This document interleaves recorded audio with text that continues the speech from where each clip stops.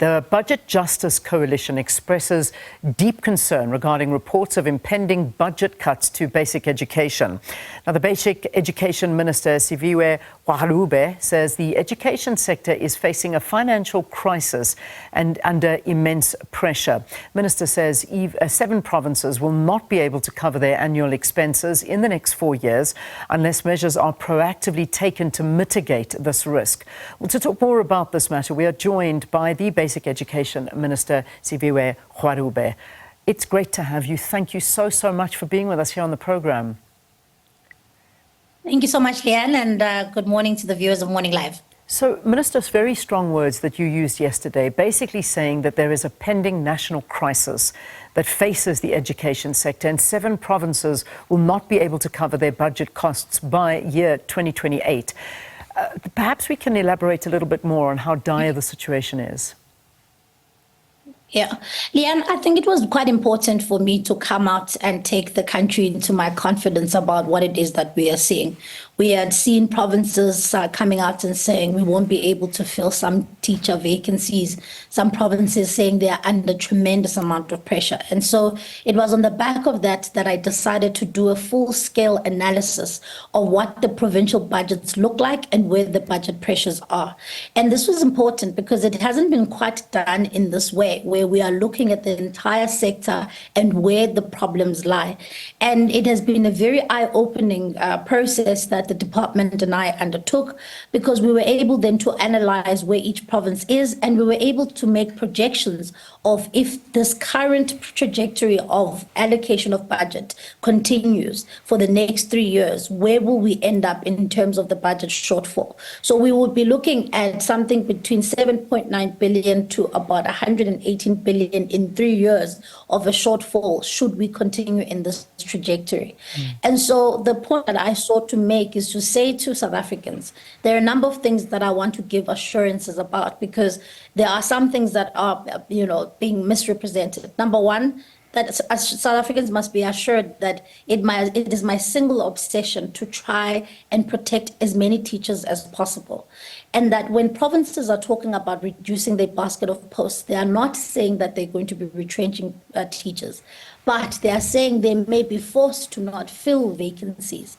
And that in itself, Leanne, has a massive implication, because I don't want educators sitting with large classrooms, because we know that that is going to impact on the outcome of our education sector. Yeah, and this is the reality, is that we're already seeing this happening. It's the devastating impacts of budget cuts at most basic education institutions are a massive problem. I mean, when you visit, you see that besides all of the logistical things that teachers are having to do, they still have to go ahead and teach these classes in somewhat of very, very difficult and poor conditions without the critical essential tools that are actually needed. And this is all what falls into the budget. So, and with the prospect of not getting any increases, and now what we're saying at the risk of even not being paid. I mean, these are the kind of things that, unfortunately, when you look to the future, this is going to have a devastating effect on the education of South Africans going forward. How do we mitigate this? I know you've called for an urgent meeting with the Finance Minister. Yeah, and you're absolutely correct. I mean, in terms of having the dire consequences, because of course provinces, even if they are keeping the same amount of teachers that they've had, for instance, in the last 3 academic years, but Leanne, we know particularly Gauteng, Western Cape, and KwaZulu-Natal face the most amount of in-migration. We've had an increase of about 300,000 learners over the past couple of years, and so those learners need to be accommodated somewhere. Because our constitution is clear, but at the same time, provinces are dealing with the same amount of budget. So there are two really, in the analysis, again, it's very important that we seek solutions, and it's not simply say, look, this has been years in the making, we've made some poor policy decisions and we've lost money to corruption. Those things are all very true. But at the same time, now I need to focus on how do I save teachers and save the frontline services of our education sector. Number one is I'm seeking a meeting with the Minister of Finance, who's been, I must say, incredibly supportive and understanding of what it is that, and acutely aware of some of the problems that we are facing. And so we are looking to have that meeting with the provincial treasuries and the provincial departments of education so that we can find one another. And for the sector to be able to say, Treasury, this is what we will do on our side to cut wasteful expenditure, to make sure that no budgets are sent back to Treasury for underspending. These are the undertakings we are making as a sector, but we do require some short-term relief to be able to meet our obligations. And then on a longer term, Leanne, we have to have a conversation as the 7th administration government to ask ourselves, what are our priorities? And to align budgets to those priorities. In my view, things like education, healthcare, police, basic services, those things are critical. And so we've got to align our national budgets to those priorities. And that for me is the only long-term solution I can see. Where else do you find 118 billion in the next 3 years when your economy hasn't grown in more than 1% in a decade? So we've got to grow the economy aggressively, but at the same time, we also have to prioritize. And it's not going to be an easy conversation. It's going to be tough, but it's one that needs to be had. And, it's one thing that we certainly have been speaking about and bemoaning the state of the education sector, the basic education, for quite some time now, the state of our schools. There's so much, and this is, of course, where the children are the ones that are most affected. Yes, of course, we speak to teachers who, in and amongst all of this, I don't ever hear about upskilling teachers, because that also comes at an expense. As much as you say you have got these teachers that have been there for many, many years, we're living in a very different world. And what I hear is that that digital gap, that divide, is going to increase even more and more and more if we don't get new thoughts, new ideas, new training, new skills into our schools to make this generation employable. Because if you don't have those skills, you're in very, very big trouble. Let me ask you this. I mean, how much do most provincial education departments actually require over the medium-term budget framework to fund their respective basket of posts? Look, I mean, a number of them, Leanne, are retaining the basket of posts, but the reality is that they need more. Because, as you say, there are a number of things that provinces are facing. The Gauteng MEC will tell you very clearly that every single year he faces additional learners that he didn't budget for. And, as I said, our constitution is clear, learners must be in school. So the point is, even though provinces are keeping the same basket of posts, it's not keeping up with the learner demand. It's not keeping up with what the sector needs to be doing. Secondly, the point that you raise about teacher training, I absolutely agree with you. It's the reason why it's one of my priorities in the next 5 years. But I also want to commend some of our partners in the sector. Yeah, people don't know this, but even the 5 of our teacher unions that are in the sector, they offer upskilling of teachers and bursaries, and CETA's offering some bursaries for the upskilling of teachers. So I think what is going to be needed for us now in order to make the most of what we have is to make sure that all that training is streamlined and that we have a common understanding of what the curricula needs to look like for the upskilling of our teachers. As you say, we've got to make sure that we're upskilling our teachers for the 21st century. And we also have to have that generational mix, right? Yeah. And so whereas young people are leaving university, joining the profession, and those who are much older leaving the profession, we've got to have that generational mix. But ultimately, what we do need to do is do everything in our power to make sure that we are not having gaps that are going to be detrimental to the outcomes of our education. Yeah, indeed. I mean, you've really spoken about, yesterday you spoke about how we got here, and that was a question I was going to ask you, but I can answer it for you, but I suppose I need to ask you how we fix this. You basically looked back over the years and saying that, we are here because of aggressive budget cuts, economic stagnation, and fiscal mismanagement across government. And that is my big problem, is the fiscal mismanagement, because at the end of it, the corruption, it doesn't just end in other departments. This is something that goes right into the schooling system and affects the children. You've been to schools, you've looked around, you know exactly what the state of it is. How do we rectify this? How do we now begin to turn a page and say, right, we're putting our children first, and corruption and government mismanagement is going to be a thing of the past? Can it ever be that way? Yeah, and you're right. I mean, there's absolutely no way that any system can be uncorruptible, unfortunately. But Leanne, we've got to make sure that as government we put measures in place to make corruption a lot harder to do. And the reality is that that's something that, as the seventh administration, we have to take active steps in doing, in saying, how do we stop that kind of corruption that we're seeing? But as a sector, one of the things that we've got to do is also make sure that we are stopping the leakages of public money within the system, whether it's through school nutrition or scholar transport. But we've got to be a lot more prudent. And the only way that we can win this war is working together, whether it's with the SGBs, with the teachers themselves, with the district managers, with the provinces.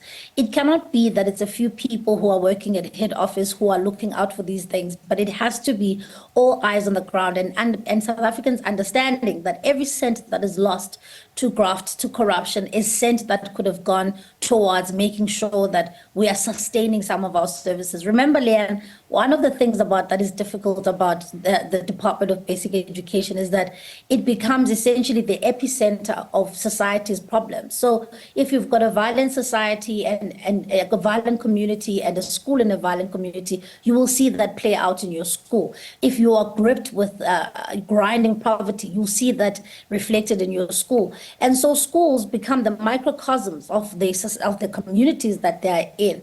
And so really I'm imploring people to say, one, as government departments, let's not do this work alone. Let's not work in silos. At some point, as DBE, we have to talk about offloading some of the things that we do, whether it is infrastructure, whether it is scholar transport, to say, how do we locate these in other departments so that we can take the 330 billion rand that we have in the pot and spend it on our core business, which is making sure that the 13.5 million learners have access to quality education. So these are conversations we need to be having as we head in the future. But I agree with you that we have to make a commitment to stop corruption, because 1.5 trillion rand lost to corruption in 10 years is absolutely untenable. When you are looking at people who are saying, I haven't received an increase in many years. I teach in far-flung areas. I have to use my car to get there. It is difficult. I fear for my life because the community I work in is unsafe. And I want to say, I want to assist the people in my sector. But we can't do that if we are leaking packets and public money completely lost to corruption. Yeah. I mean, you speak of the government looking at cutting funds for school nutrition programs, transport, to save teaching jobs. And, you know, sometimes, I mean, that really does get me. And I hear about distributing it to other departments as well to perhaps assist in that, because sometimes that nutrition feeding scheme is the only meal that children have in a single day. And that would be very difficult. And to see children having to walk through untenable situations to get an education is also something that's devastating. But Minister, we will obviously speak more to this, but I need some reaction from you. We've got about 5 minutes left of your time and the program's time as well. A lot was said about you yesterday. I'm sure your ears were ringing quite substantially, where we saw the SATU having a conference there, and there was a lot of calls from the South African Democratic Teachers Union for you to be fired for saying that you're not going to support the president in signing that Bella bill and the boycott over that. You also were absent from there. Were you invited? Were you not invited? Do you want to respond to some of the things that were being said about you? Leanne, I think, I think it's important firstly to say that the government of national unity was always going to be a complex political terrain. And one of the things that I think for me is commendable that has come out of the entire process that we followed last week was that the GNU has now decided to establish a technical committee which will deal with policy differences of the different political parties. Remember, we are bringing different political parties into a system of government. And I think the technical committee is going to be important in terms of insulating government processes from the politics of the various political parties. And so it was great to hear Cabinet resoundingly support the call for that technical committee. Secondly, on the question around the calls for me to be fired, I think, first of all, I think that at the first hurdle of the GNU, that we shouldn't be shaken and that there's so much to be done. I think I have laid out my vision for the next 5 years. And I really want to get on with the business of implementing that. And I don't think that at the first hurdle of having this government of national unity, we now need to cower away and say this doesn't work and throw the baby out with the bathwater. Lastly, I mean, the president has signed the Bela Act now into law and suspended clauses 4 and 5, and he's leading the process of consultation on those clauses. Of course, those have been the subject of many a discussion in the sector. And so he's taken over that process of leading consultation. But at the end of the day, I'm a law-abiding citizen and I took an oath of office, Leanne. And so as the president also mentioned at that signing ceremony that I've been on record, and I have assured him personally that, of course, when whatever is law will be implemented, I'm not going to break my oath of office and not implement laws of the Republic. I took that oath of office. So I want to assure our trade union partners, who I have a very good relationship, actually. We've been talking about these budget cuts with them. I want to assure South Africans that in me, they have an ally that will apply the law fairly, regardless of whatever political persuasion there is, that the GNU is dealing with political differences on a separate... Minister, sorry, I'm interrupting you because I can see my time running away. Do you really have a good relationship with SATU? Because from what I'm reading, I mean, Solly Mapaila having very scathing words to say about you, saying they didn't invite you to the Congress and they don't need you. And he's also claiming that you've already started setting up some government advisory groups that exclude SATU because you want chaos in education. That's rather unfortunate, Leanne, because one, with a consultative forum that I'm wanting to form, the trade unions will be represented. And I really wish that perhaps some of my colleagues would read some of the utterances that I've made. No, they didn't invite me to the Congress. But of course, for me, that's not an indication of anything. They invited the Deputy President to come and speak there. And I think he represented the government well. And I am adamant to say we do have a good relationship. But at the same time, I understand the political imperative that sometimes trade unions have. I think you'll be hard-pressed to find any trade union that has been a huge fan of any minister, including my predecessor.